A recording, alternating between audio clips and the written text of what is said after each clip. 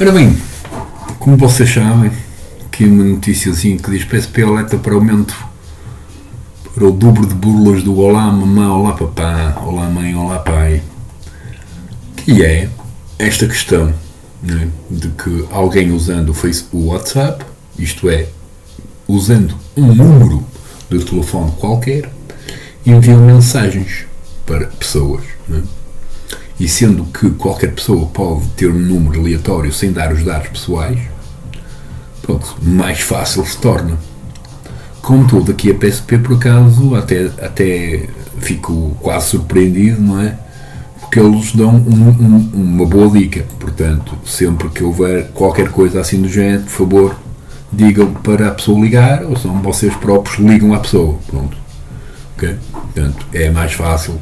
Vocês reconhecem os vossos filhos, certamente, ou filhas, pela voz e não pela forma como eles escrevem.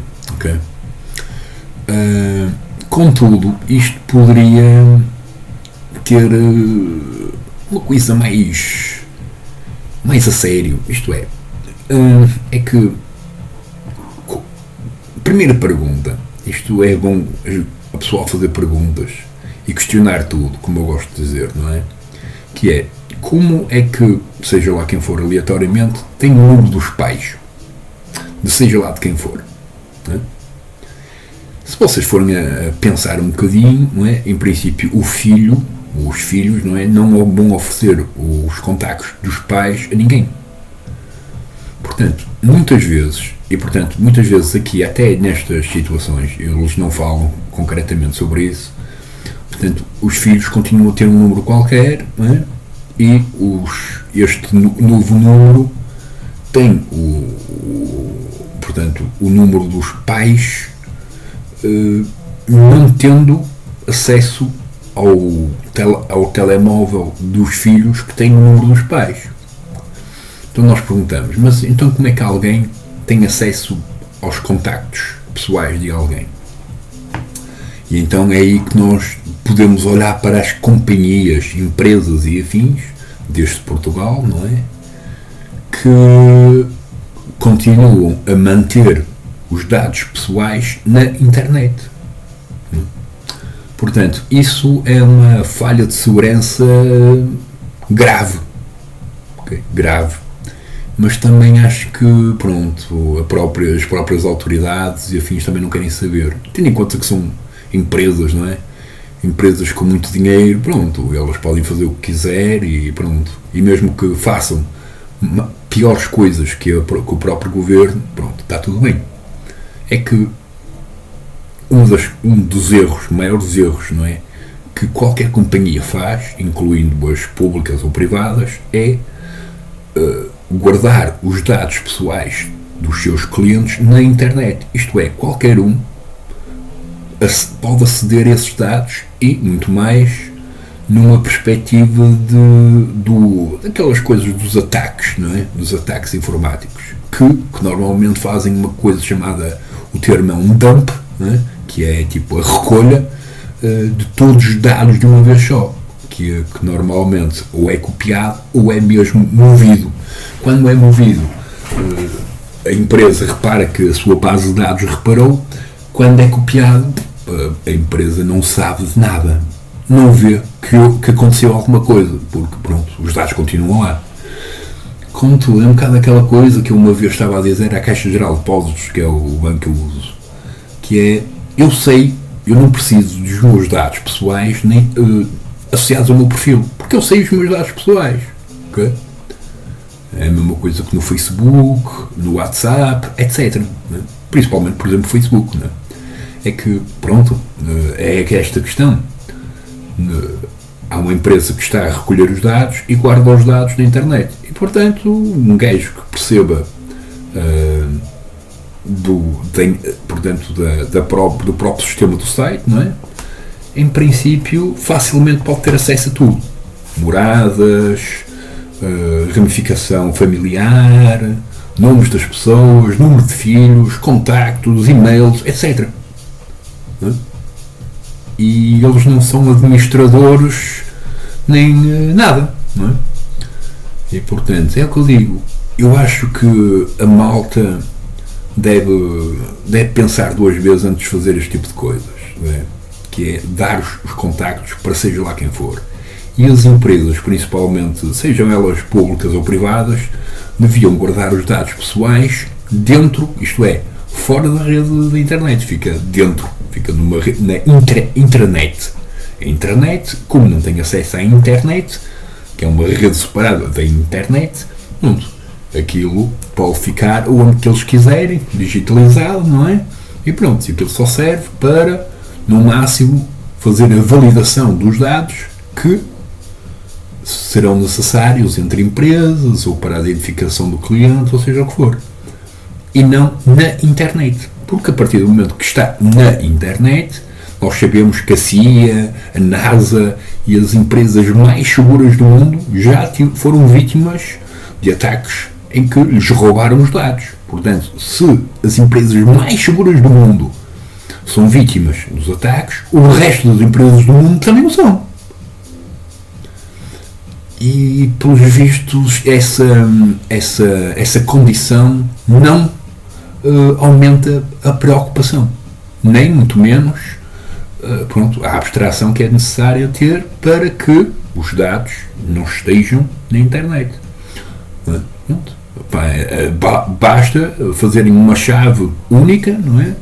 Dos caracteres que quiserem, melhor é de serem de 30 caracteres, para que a probabilidade da sequência não aconteça tão facilmente, não é? Portanto, aquilo são sempre chaves únicas e pronto, aquilo está associado àquilo ao utilizador ABC, não interessa quem é, nem o nome, nem a morada, nem a cidade, nem o contacto, nem o contacto de telefone, nem os pais, nada. Tudo isso tem que estar escondido ou encriptado. E o melhor, que nem esteja partilhado na internet. Principalmente, lá está, obrigando o utilizador a oferecer os dados pessoais quando a empresa ou a companhia não é uma coisa governamental, não é? E até os governamentais também deviam ter essa preocupação. Mas também, se eu for, por exemplo, a coisa da segurança social, finanças, etc., tudo isso, todos têm lá isso tudo. Né? Tem lá o número dos pais, tem o nome deles, os contactos, as moradas, etc. Portanto, vocês como quem diz, não é? Mas as empresas, sejam elas públicas ou privadas, estão quase como a dar de mão beijada, não é? Todos os dados que poderão ser explorados para fins económicos, porque no fundo esta vida, como nós sabemos, é maioritariamente económica. Seja as finanças, o que eles querem é dinheiro, a segurança social, eles também oferecem ajuda, mas também o que eles querem é dinheiro, as empresas, sejam elas públicas ou privadas, o que elas querem é dinheiro, e o mundo criminal, o que eles querem é dinheiro. Como vem, não há diferença entre todos. Mas não. Portanto, este videozinho vai se chamar a estupidez,